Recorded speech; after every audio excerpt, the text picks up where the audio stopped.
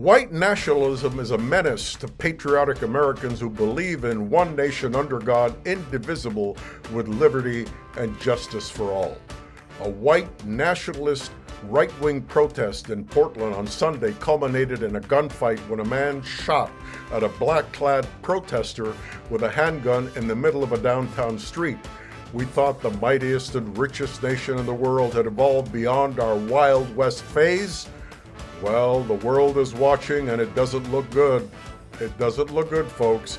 The confrontation began around 4 p.m. in the car park of an abandoned Kmart where about 200 members of a far-right group had staged a rally billed as a Summer of Love event, which later spilled out onto the busy arterial road and the car park of a nearby high school. It began when a group of about 30 anti-fascists clad in black attire walked past the right-wing rally. Walked, folks. Didn't use arms, they just walked at 4 p.m. and the Proud Boys gave chase. They didn't like the black uniforms. Welcome to The Naked Truth on the USA Podcast channel, the program where I share the important notes of the day from newspapers, magazines, social networks, radio, and television in the U.S. from my Hispanic point of view that impacts all Americans, not just some. I'm Juan Andres, also known as Senor USA. The forecourt of a neighboring gas station and a convenience store were soon racked by explosions and gas-propelled airsoft projectiles. The two sides briefly disengaged at about 4:15 p.m. and street medics on both sides attended to participants who had been beaten, shot, or overcome by mace. Soon, however, traffic was intermittently brought to a halt on busy Northeast 122nd Avenue as the renewed battle stretched across the street and into the grounds of the high school. The Proud Boys set upon a small pickup truck, smashing windows, slashing tires, scattering the vehicle's cargo of bottled water, and severely beating the male occupant. When anti-fascists retreated from the car park, Proud Boys erupted into chants of whose streets? Our streets. Whose streets? Our streets. Whose streets? Our streets. Gang members now own the people's streets. Would you believe that? Back at the car park, another vehicle was turned on its side, spray painted with the letters FAFO, an acronym for the Proud Boys' catch cry, F around and find out. Returning from the high school at about 5 p.m., Proud Boys began to leave the rally venue. From a red pickup truck, men fired airsoft guns at a small number of black-clad anti-fascists gathered at the entrance of the car park, and then one of them trained his weapon at a group of reporters. The Proud Boys announced their intention to cross the Columbia River and the Washington state line to regroup at a city park in Vancouver. Even before the black-clad group arrived, the rally had already departed from its avowed peaceful intentions of love. After the Proud Boys and other participants streamed away from the speaker's platform bedecked with a giant American flag and an 8-foot replica of the Statue of Liberty to confront a group of 3 women who were waving placards opposing the protest.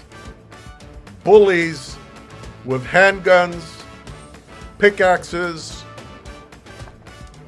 attacking women with placards. These are the tough men of America attacking women? Oh my goodness. And Trump associated himself with them. Oh, he loved them. He adored them. Mentioned them many a time. Unbelievable. Unbelievable, folks. It's going to take a long time for us to deal with this issue. In downtown streets and during the suburban fracas, Portland police were nowhere to be seen until the exchange of fire near 2nd and Taylor. The shots brought forth dozens of officers and cruisers who arrested the suspected gunman and blocked the surrounding streets. The 2 p.m. right-wing rally in the city's outer northeast had been moved from its original venue on downtown Portland's waterfront to its suburban location after black-clad anti-fascists began publicly mobilizing to oppose it. Oppose it, folks, not attacking. On Sunday, many Proud Boys were openly carrying handguns, armed with batons, bottles of chemical spray, and baseball bats, while at least one man carried a pickaxe handled emblazoned with the Proud Boys insignia. Am I describing January 6th all over again? In Portland?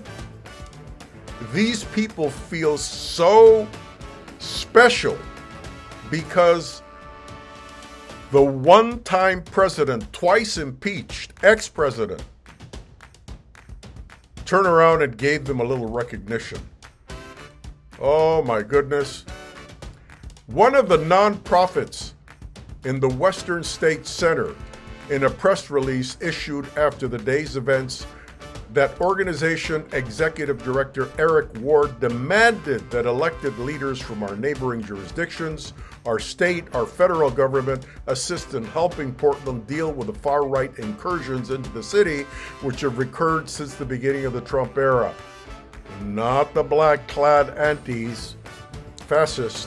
They want the far right. They're the problem. The idea that Portland or any city can single-handedly defeat white nationalism is a fallacy, Ward added. And I agree with the poor man.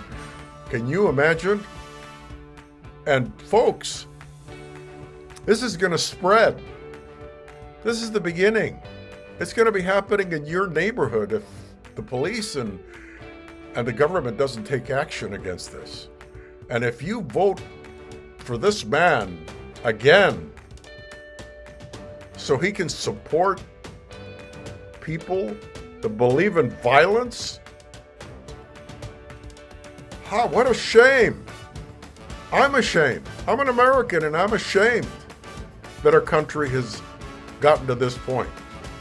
Divisiveness, violence, gang activity in the middle of our streets. Shame, shame, shame. And the world is watching.